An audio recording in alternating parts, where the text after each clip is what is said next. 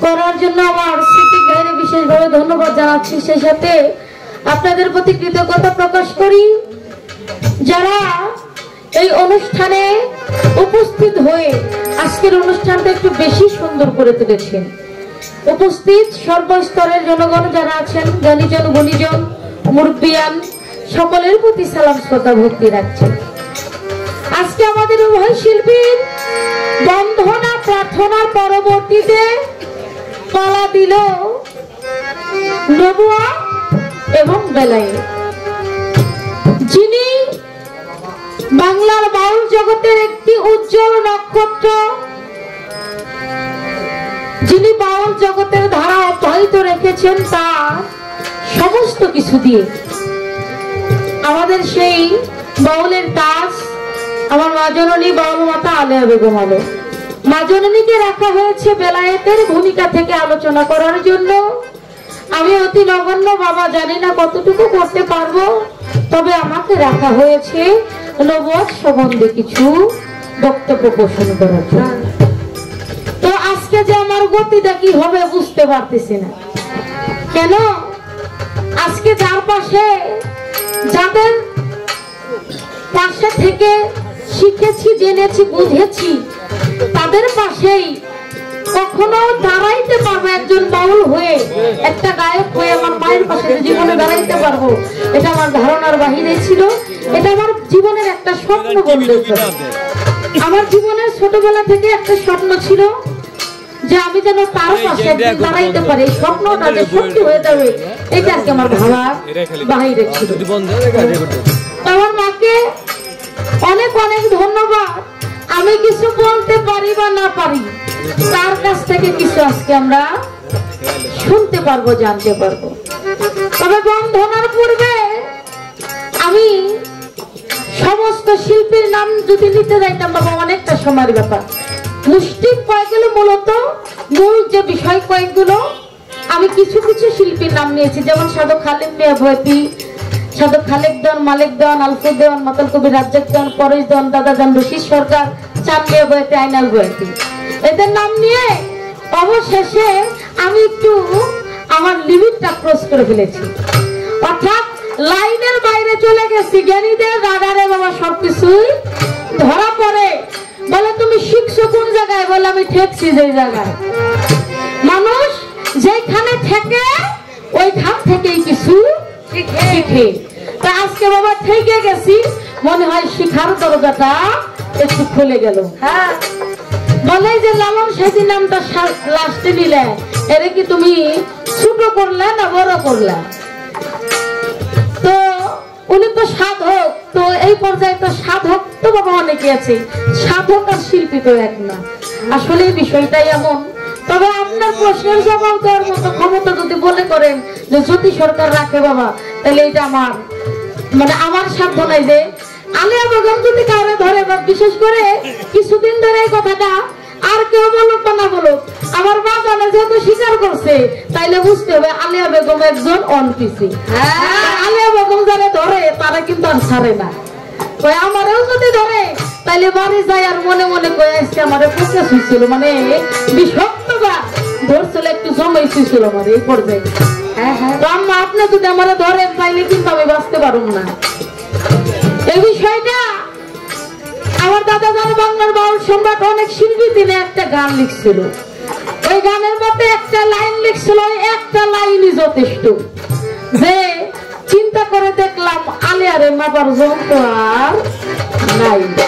আপনারা যে মাপবো, আপনারা যে জ্ঞান দিয়ে বিচার করবার পাশে আর একজন জ্ঞানী, এইটা বাবা নাই। আমি অতি নগণ্য। তবে লালন সাঁইজির কথা বলেছিলেন, উনি শিল্পী না হইলে উনি শিল্পীদের চলার জন্য যে অগণিত গানগুলো রেখে গেছে, যেটা একটা শিল্পী শক্তি ধারণ করে। সাঁইজির যে কালামগুলো, সাঁইজি পালা গান করতো না এটা বটে, কিন্তু উনিও কিন্তু গান গাইতো। উনি কি গান গাইতো? ডুগডুগি বাজায়। লালন সাঁইজির একতারা থাকতো হাতে, আর যে ডুগি একটা ঢোলের মতো, ঢোলের যে একটা বা মানে ডুগি তবলা, ওইটা বাজাইতো। ওনার সাথে মন্দিরাও বাজাইতো, এরকম সফর সঙ্গী। উনি মন আনন্দে গান গাইতো। এই যে আমরা যেমন বাইনা নিয়ে গাই, উনি খালি বায়না নিয়ে গাইতো না, কিন্তু উনি বাবা গান গাইতো। আর যেজন গান গায় উনি একজন শিল্পী। শিল্পী না? শিল্পী। তাই ওনারটা আমি ওই হিসাবেই নিয়েছি। তারপরেও আমার বাড়িটা রাজবাড়ী জেলা, আগে ছিল বৃহত্তর ফরিদপুর, এর মধ্যে কুষ্টিয়াও ছিল, রাজবাড়িও ছিল, বৃহত্তর ফরিদপুর ছিল। আমাদের কুষ্টিয়ার মধ্যে, ফরিদপুরের মধ্যে, রাজবাড়ী জেলার মধ্যে একটা গর্ব, যিনি শুধু রাজবাড়ির না, শুধু বাংলার না, সারা বিশ্বের একজন আত্মার দার্শনিক, যার গান পিএইচডি কমপ্লিট করে। তো বাবা এই জন্য সাইজের নামটা নিছি, ওনার সিরিয়ালটা একটু নিচে হয়ে গেছে, এটা আমি ভুল মাইনে নিলাম, আমার ভুল হয়ে গেছে। ওনার তাহলে তো প্রথমে বলা উচিত ছিল। এটা উনি যে শিল্পী না, এটা আর কি মনে হয় আমি মানতে পারলাম না। উনি গান গাইতো, কিন্তু আমাদের মতো পালার গান বাইনা নিয়ে গাইতো না। ওনার মন আনন্দে উনি গান লিখতো, ওনার ভাব থেকে উনি গান গাইতো। আর যে গান লিখে গান গায় সেও একজন শিল্পী। আজকের পালা নবুয়াত এবং বেলায়েত। আমি আমার নবুয়াতের সৃষ্টি কোথা থেকে, নবুয়াতের ভাব কি, সে পর্যায় থেকে একটি গান আমি মায়ের কাছে রাখবো। তারপরেও মায়ের কাছ থেকে তার সেই মূল্যবান বস্তুগুলো জানার জন্য শুধু আমি না, অধীর আগ্রহে বসে আছে আমাদের আজকে সর্বস্তরের শ্রোতাবৃন্দ, যে আমাদের সেই জ্ঞানীজন, আমার সে মা জননী, তার সেই জ্ঞানের দরিয়া থেকে আমাদেরকে যেন সারা রাত্র দিয়ে যায়। সেখান থেকে আমার মায়ের কাছে একটি গান আমি আমার পালা থেকে রাখবো। এবার নবুয়াতটা কি, নবুয়াতের সৃষ্টি থেকে, কোথা থেকে, নবুয়াতের পর্যায় কি ছিল, কি আছে, কিভাবে নবুয়াত সম্বন্ধে মানুষ জানতে পারে। একটা গান আমি গাই, তারপরে দেখি মায়ের কাছে কি জিজ্ঞাসা করা যায়।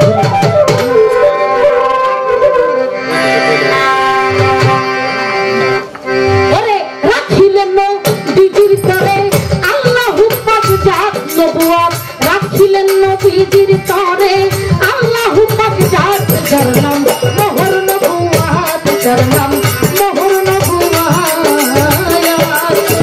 রাখিলেন নবীজির তরে আল্লাহু পাক জাত নবুয়াত, রাখিলেন নবীজির তরে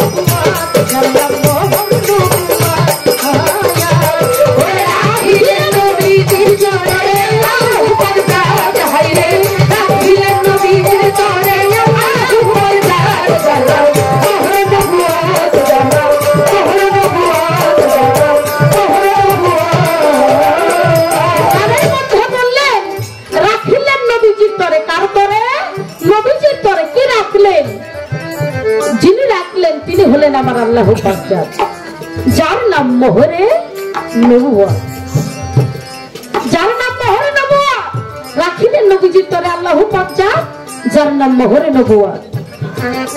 আমার মাওলা পাক আমার প্রিয় হাবিবের প্রতি তার যে প্যারা হাবিব যাহার খাতিরে যাহার মহব্বতে এই দুজাহান পয়দা, তার কাছে মানব মুক্তির জন্য, মানবকে তরানোর জন্য, পাপী তাপী উম্মতের নাজাতের জন্য একটা রহমত স্বরূপ এই বিশ্বের বুকে পাঠাইলেন, যার নাম হলো রহমতাল লিল আলামিন।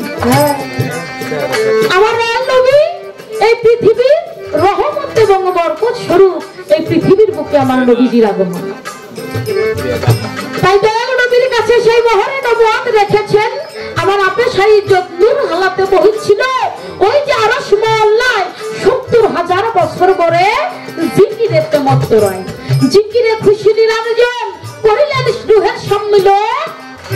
চতুর্দিকে ঘুরতেছিল পাইলে পাইতে সাক্ষাৎ, যার নাম মোহরে নবুয়ত।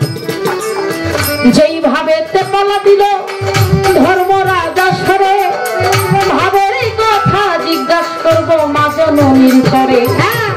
এই বেলায়েতে বেলায়েত আমরা জগতে শুনতে পাই, বেলায়েতের সৃষ্টির উৎস কি জানিবারে চাই। যে কোনো জিনিসের একটা উদ্দেশ্য থাকে কি বাবা। আমি মানিকগঞ্জ থেকে এখানে এসেছি, আমার উদ্দেশ্য আমার খাজা বাবার রশিদ সিদ্দিক ভাইয়ের বাড়িতে আমি গান করব। এখানে অনেক শ্রোতারা থাকবে, আমি চেষ্টা করব, আমার লক্ষ্য থাকবে, আমার উদ্দেশ্য আমি এখানে এসে গান করবো, এটা হলো আমার উদ্দেশ্য। আর আমার লক্ষ্য হলো আমার গানে যেন শ্রোতারা মোহিত হয়, এটা হলো আমার লক্ষ্য। এই যে আপনার বেলায়েত সৃষ্টি হলো, এই বেলায়েত সৃষ্টি হওয়ার পিছনে উদ্দেশ্যটা কি ছিল? একটা হলো উদ্দেশ্য আর একটা হলো লক্ষ্য।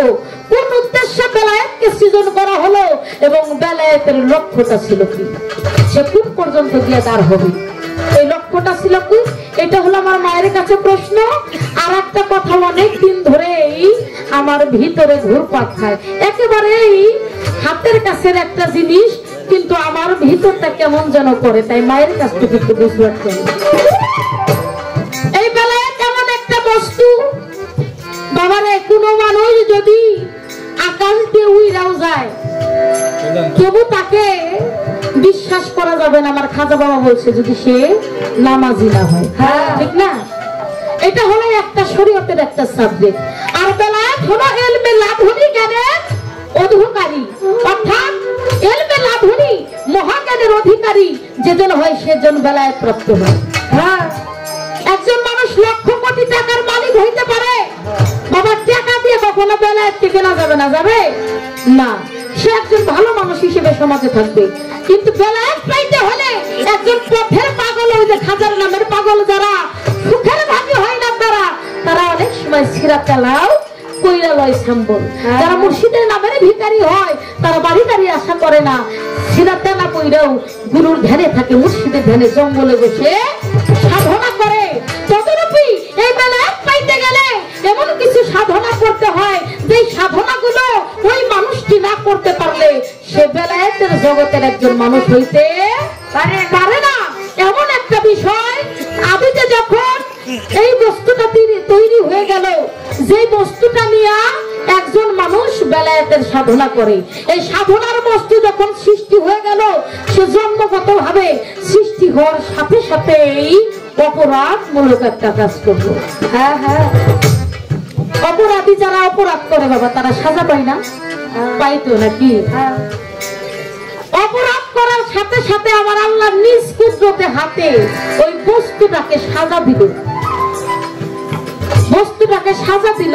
আজও অবধি লক্ষ্য করে দেখবেন এমন কোন মানুষ নাই যারা বেলায়েতের জগতে গেছে, যতক্ষণ পর্যন্ত ওই সাজা প্রাপ্ত আসামি যে বস্তুটা হলো তার সাধনা না করতে পারছে, ততক্ষণ পর্যন্ত তারা বেলায়েতের জগতে নিজেকে প্রতিষ্ঠিত করতে পারে।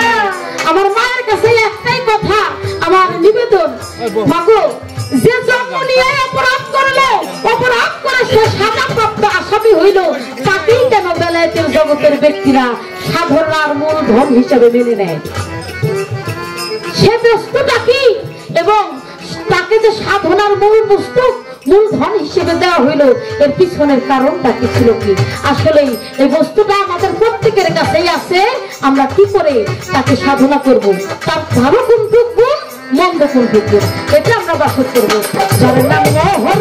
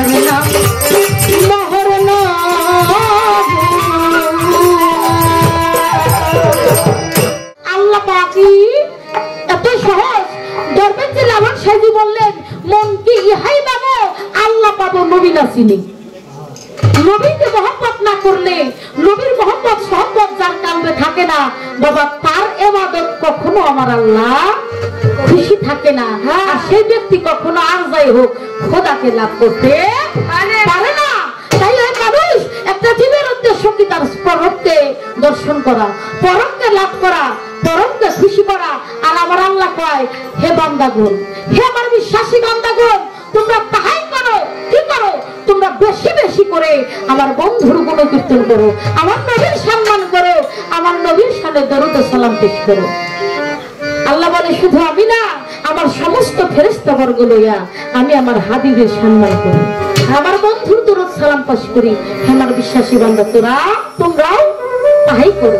তাই বাবারা, যদি এই দুনিয়ার তো ক্ষণিকের জন্য, দুনিয়ায় কেউ চিরস্থায়ী ভাবে থাকার জন্য আসে নাই, সকল কর্ম শেষে একদিন আমাদের এই দেহটা ত্যাগ করে পরম মালিকের কাছে পৌঁছাইতে হবে। আমি মালিকের কাছে কি জবাব দিব? আমার মালিক যে হুকুমগুলো আমাদের জন্য রেখে গেছে, আমরা যদি তা পালন না করতে পারি, তার কাছে জবাব দেওয়ার মতো কোনো কিছু আছে? নেই। তাই আমার আল্লাহ বলছে বেশি বেশি করে আমার বন্ধুর মহব্বত করো, আমার বন্ধুর গুণকীর্তন করো। তাই আমি আমার মহব্বত পাড়া থেকে নবীজির গুণকীর্তন করার জন্য নবীজির একটি সংলাপ। ধন্যবাদ।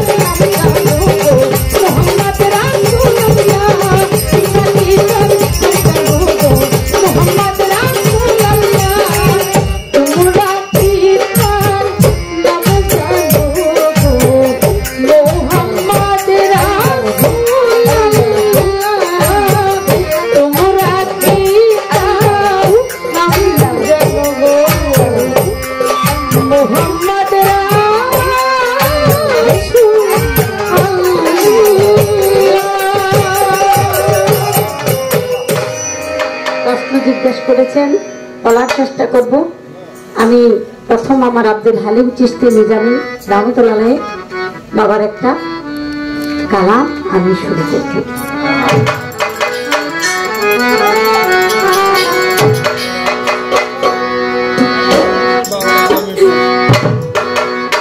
পথই চলে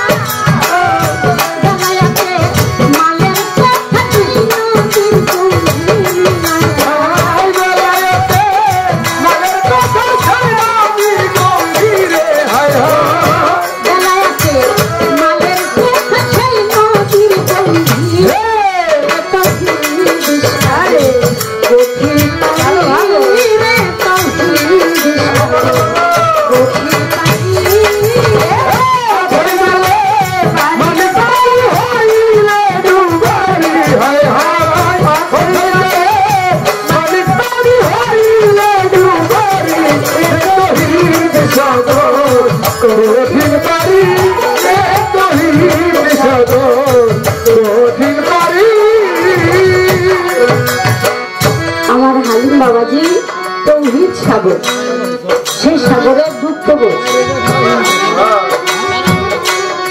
একবার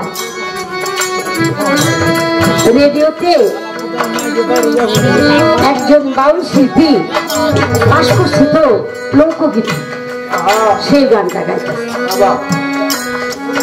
মানে আগে জমা দেওয়া লাগে তো, জমা দেওয়ার পরে যিনি প্রডিউসার সে বলতেছে আমরা লেখাপড়া করে এত সাগরের নাম শুনলাম, তৌহিদ সাগরের নাম তো পাইলাম না। মিশা কথা দিয়ে আপনারা গান বানাইবেন আর সেটাকে প্রচার করেন। আসলে তারা শুধু ওই কালি দিয়া লেখালেখির কিতাব বা বই পুস্তক পড়ছে, কিন্তু প্রেমের অঙ্কনে যেই পড়া শোনা সেইটা পড়া দেখে না। এজন্য জরুরি হলো নিজের নফসকে চিনলে রবকে চেনা যায়। আমি যদি আমাকে না চিনি তাহলে আমার প্রভুকে আমি কিভাবে উপস্থিত?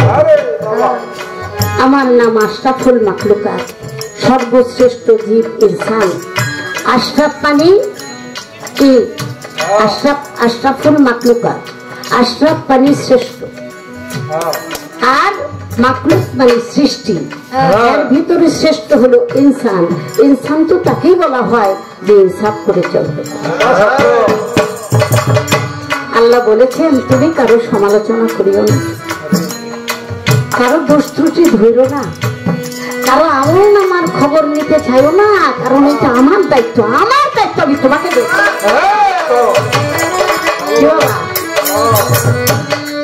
কে দুজকে যাবে, কে জান্নাতে যাবে, এটার মালিক তো আল্লাহ। আল্লাহ জানে তার বান্দারে দুজকে দিব না বেহেশতে দিব। এই দায়িত্বটা তোমরা লইতে যাও। কে লেগায় তোমাকে কি ঠিকাদারি দিছে? আল্লাহর লগে যোগাযোগ হয়েছে যে তুমি এই বার্তা সবাই শুনিয়ে দাও। আমি তো যে ঠাস করে একজন দেখি, আরে বেটা জাহান্নামে তো যাবি, বেটা জাহান্নামে তো যাবি, এটা যে বড় সিরিকি করলেন এটা আপনি বুঝলেন না? ঠাস করে যে সিরিকি সিরিকি কর, এই যে সিরিকি করে, ওই যে সিরিকি করে, এই যে সিরিকি করে, সিরিকি কি এই নাই তো বুঝলেন?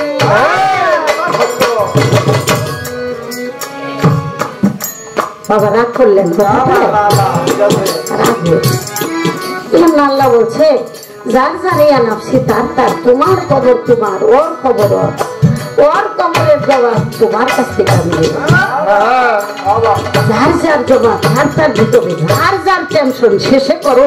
আরেকজনের লইয়া তোমার মাথা ব্যথা নাই, তার মাথা ব্যথা লইয়া এই সেজন্য আমি বলতে চাই সত্যিকার অর্থে আমি ইনসান নাম ধরে আমি যদি নিজের বিচার নিজে করে না চলতে পারি তাহলে আমি তো আসামির কার্যরাই দাঁড়াবো।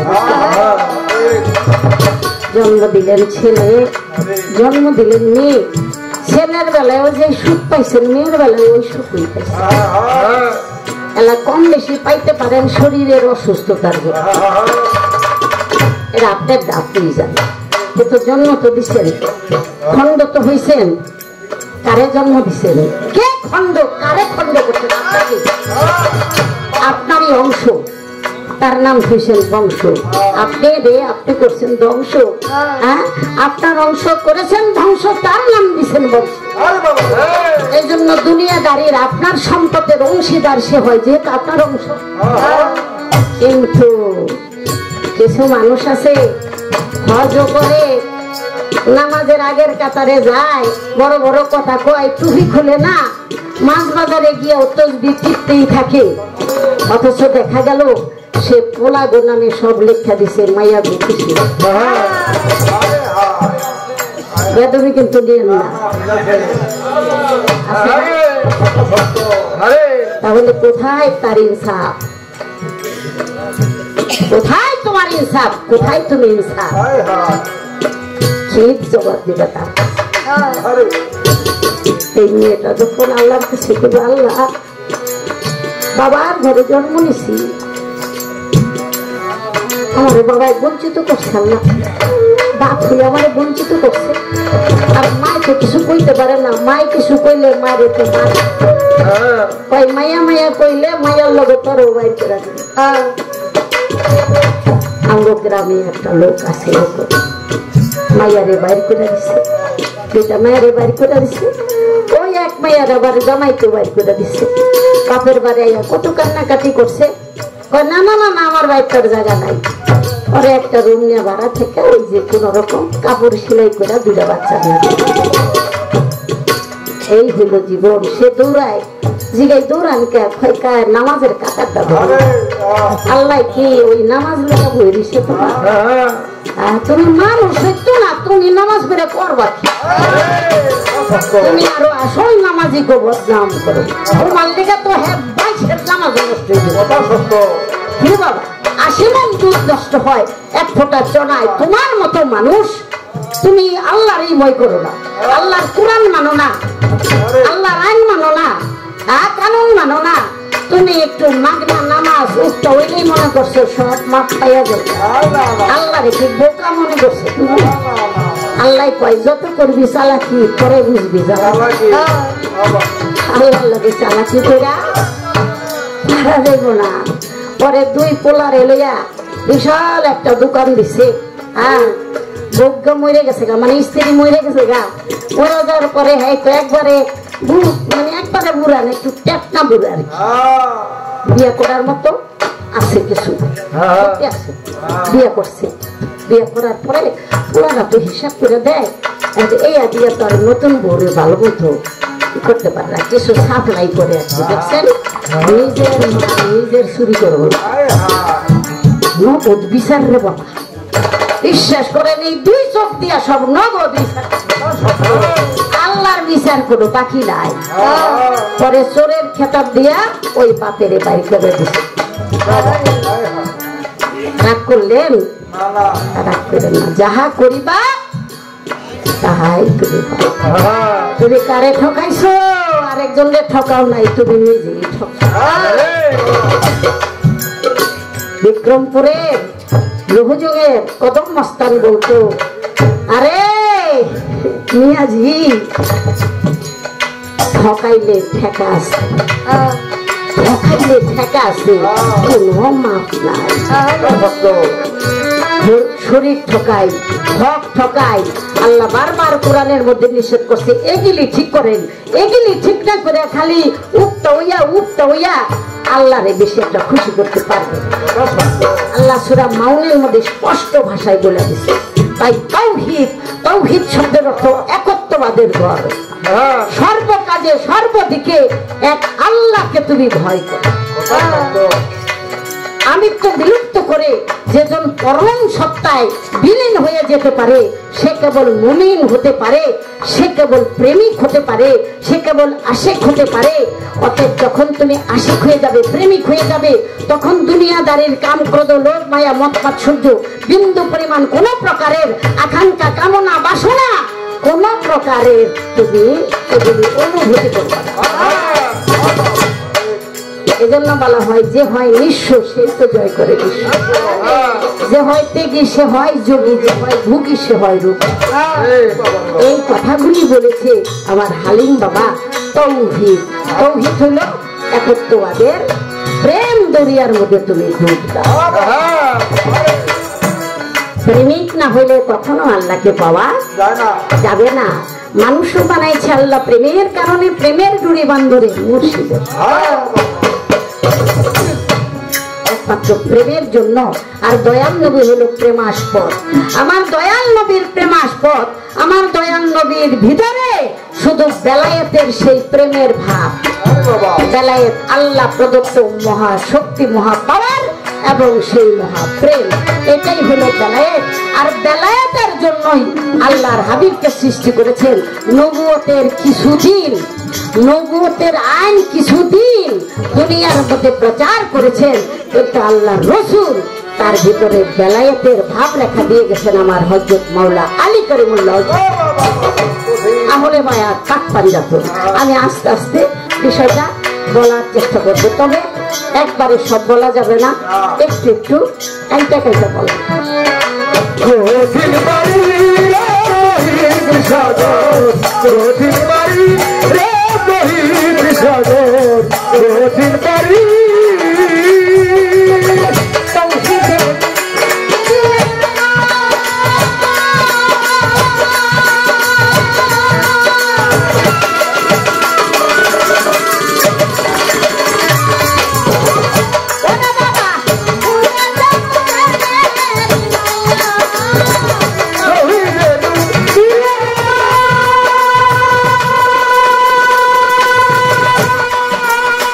খুলে যা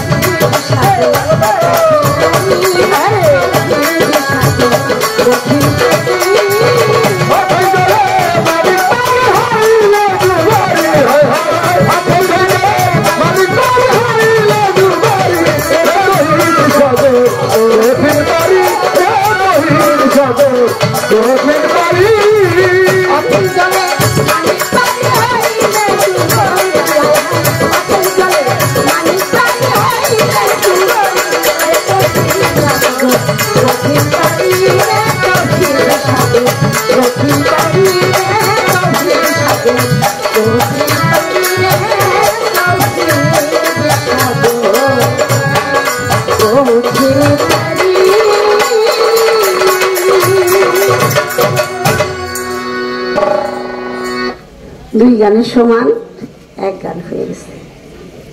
আসলে মনের আকাঙ্ক্ষায় দুই একটা গানের ছন্দের কথা বলতে ইচ্ছা করে, সেজন্য বলে ফেলি। বসে বসে ভাবি বেশি